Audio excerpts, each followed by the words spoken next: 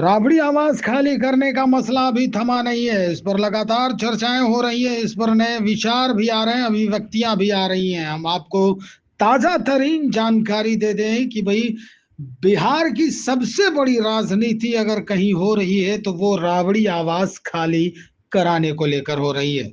राजनीति का नया घमासान छिड़ गया है राबड़ी आवास खाली कराने को लेकर।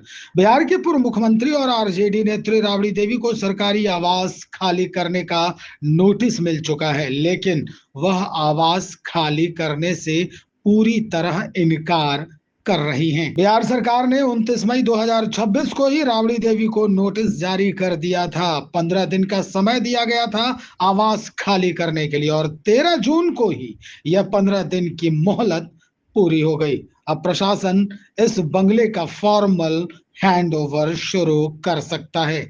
अभी तक कोई जानकारी इस बाबत नहीं मिली है, लेकिन राबड़ी देवी ने सरकार को खुली चुनौती दे दी है। उन्होंने कहा है जबरन हटाना है तो हटाओ, मैं आवास खाली नहीं करूंगी।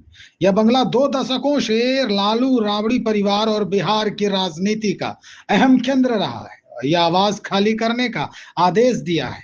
इसे बजाय विभाग ने राबड़ी देवी को 39 हार्डिंग रोड स्थित एक नया आवास आवंटित किया है और यह पुराना बंगला 10 सर्कुलर रोड 27 मई को ही डेयरी मत्स्य एवं पशु संसाधन मंत्री नंद किशोर राम को आवंटित किया गया था।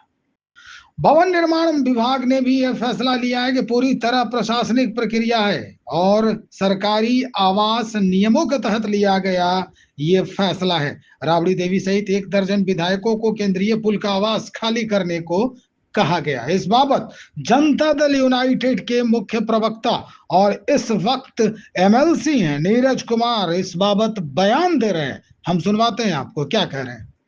10 सर्कुलर रोड खाली करने के लिए सरकारी प्रक्रिया के तहत नोटिस दिया जा चुका है। कानून सबके लिए बराबर है, वो खास और आम नहीं होता है। ऐसी स्थिति में हमारी उम्मीद है कि जनता ने तो राजनीतिक पैकेजिंग कर ही दिया, तब मकान से किस बात का मोह, जब मकान का विकल्प सरकार ने भी दिया और खुद का दौलत है 468 करोड़ का पटना में, जहां मर्जी करेगा वहीं बस जाइएगा। इसलिए मकान खाली करने की प्रक्रिया का अनुपालन अगर नहीं किया तो कानून अपने रास्ते चल पड़ेगा। प्रश्न खड़ा होता है कि राबड़ी देवी आवास खाली करेंगी या नहीं। अगर नहीं तो प्रशासन लीगल तरीके अपनाकर आगे की कार्रवाई करेगा। सवाल यही खड़ा होता है। लेकिन प्रवक्ता हैं एजाज अहमद आरजेडी से, उनकी भी अभिव्यक्ति सुनना लाजिम है। सुनिए क्या कह रहे हैं एजाज अहमद साहब। श्रीमती राबड़ी देवी जी के आवास का मुद्दा कोई इतना बड़ा मुद्दा नहीं है जो पूरे बिहार की राजनीति को प्रभावित करे। लेकिन अफसोस की बात है कि मीडिया भी उसी मुद्दे को और उसी मामले को आगे बढ़ाने का काम कर रही है जो सरकार के लोग चाहते हैं। सरकार के स्तर से भ्रष्टाचार को रोकने की दिशा में रिशु श्री जैसे टेंडर माफिया के माध्यम से जिस तरह से बिहार में सिस्टम कोलैप्स कर गया है और सिस्टम कहीं ना कहीं टेंडर माफिया के माध्यम से चल रहा था, उसके संबंध में मीडिया के द्वारा कोई सवाल नहीं किया जाता है। मीडिया के द्वारा इस संबंध में कोई बातें नहीं की जाती है। घूम फिर करके आवास और सुरक्षा का मामला, जबकि ये विशुद्ध रूप से प्रशासनिक स्तर का मामला है और इसमें जिनको आवास आवंटित है और प्रशासन के स्तर से जो मामले चल रहे हैं, इस पर दोनों पक्षों के बीच का मामला है।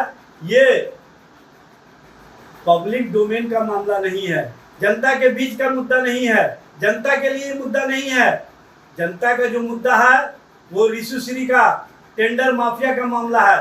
रिशु श्री ने जिस तरह से सिस्टम को हैक करके पूरी व्यवस्था का पोल खोला है, उस पर सवाल करने का मामला है। महंगाई का मामला है, भ्रष्टाचार का मामला है, पुल पुलिया गिर रहे हैं उसका मामला है।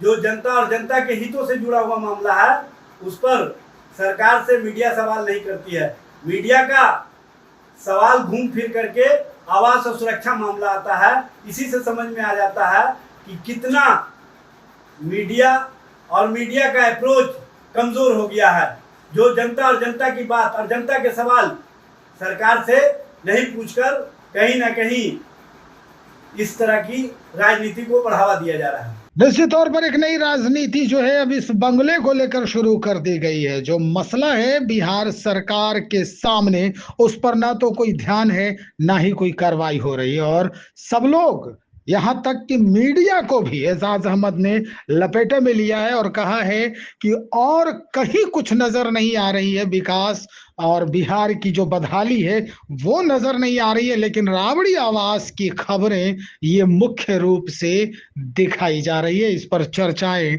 आम हो चुकी हैं। तो चलिए अब इंतजार करते हैं और देखते हैं कि क्या वाकई में प्रशासन कोई लीगल तरीका अपनाता है या फिर राबड़ी आवाज जहां है वहीं नियमित रूप से निश्चित होता है। बने रहिए, और भी खबरों को लेकर बहुत जल्द हाजिर हो रहे हैं। बहुत शुक्रिया।